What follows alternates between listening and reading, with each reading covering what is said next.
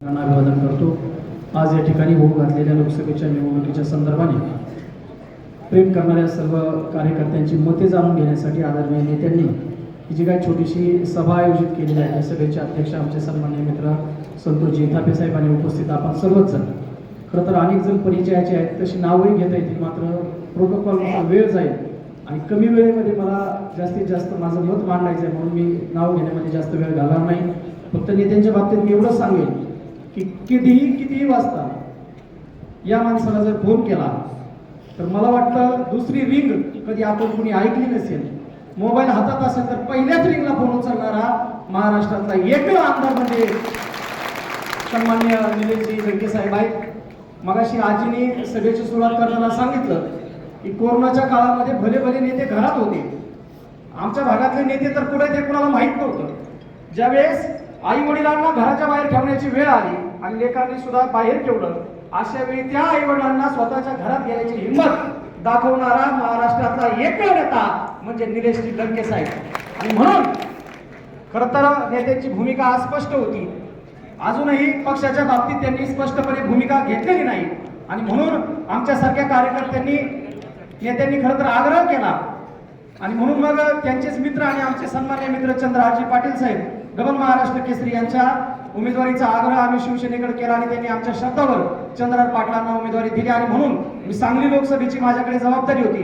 मात्र आजच्या सभेच्या अध्यक्षांचा आग्रह एवढा होता की काही करून तुम्हाला नेत्यांसाठी इथे यावं लागेल आणि नेत्यांशी माझं बोलणं झालं, सांगलीमध्ये होतो, नेत्यांनी सांगितलं अरे सांगलीत काय करतो, इकडं मला लोकसभेची तयारी झाली माघारी आणि म्हणून मी तिकडून सांगलीवरून खास या सभेसाठी आलेलो आहे।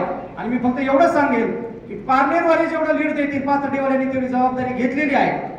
पारनेरचं लीड असेल, पाथर्डी असेल आणि श्रीगोंदा असेल, जेवढी 3 मतं मोजली ना तर मी सांगतो महाराष्ट्रात पहिला निकाल नगर दक्षिणचा लागेल आणि त्याच्यामध्ये निलेश लंके साहेब हे सगळ्यात जास्त लीड मध्ये महाराष्ट्रात जर कोण निवडून येणार असेल ना तर त्याच्यात पहिलं नाव निलेश लंके साहेबांचं असेल। कारण ही लढाई ही भाजप विरुद्ध निलेश लंके नाही, विखे विरुद्ध निलेश लंके नाही, ही लढाई सर्वसामान्य जनता विरुद्ध भाजप अशी होणार आहे। आणि ज्यांच्याही इथला गोरगरीब फाटका तुटका कष्टकरी श्रमकरी आणि शेतकरी हातामध्ये निवडणुका घेतो ना त्या वेळी लढणारे जिंकतात, हा आपल्या लढणाऱ्यांचा इतिहास आहे। आणि म्हणून लोकसभेचा निकाल आजच लागलेला आहे।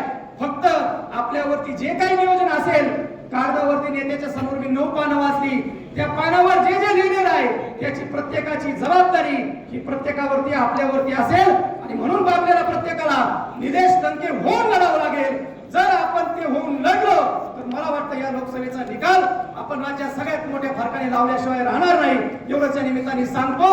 आणि निलेश लंके साहेबांना श्रीगोंदा तालुक्याच्या वतीनं आमच्या सगळ्या युवा सहकारी, आमचा सुभाना असेल, आमचे जैरभाई असतील, आमचे गारटकर साहेब असतील, आमचे गांधी साहेब असतील आणि इथं आलेले अनेक लोक आहेत, श्रीगोंद्याहून आलेले आमचा किरण असेल ज्यांनी आताच 50,000 रुपयाची वर्गणी दिली, त्या सगळ्यांच्या वतीने मी सांगतो की निलेश लंके साहेबांच्या 100 साहेबांची जबाबदारी आम्ही घेतो आमच्या तालुक्यामध्ये आणि आमच्यावरती जबाबदारी जे देतील खर्चाची असेल, गाड्यांची असेल, प्रचाराची असेल, अन्यथा कोणतीही जबाबदारी असेल ती जबाबदारी पार पाडण्याची जबाबदारी आमच्या श्रीगोंदेकरांवरती असेल, एवढंच या निमित्ताने सांगतो।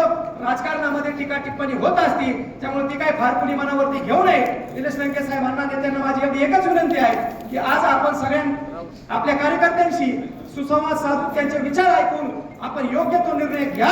नगर दक्षिण मध्ये तुतारी आता वाजल्याशिवाय राहणार नाही आणि ती तुमच्याशिवाय वाजणार नाही, एवढंच या निमित्ताने सांगतो आणि थांबतो। धन्यवाद। जय महाराष्ट्र।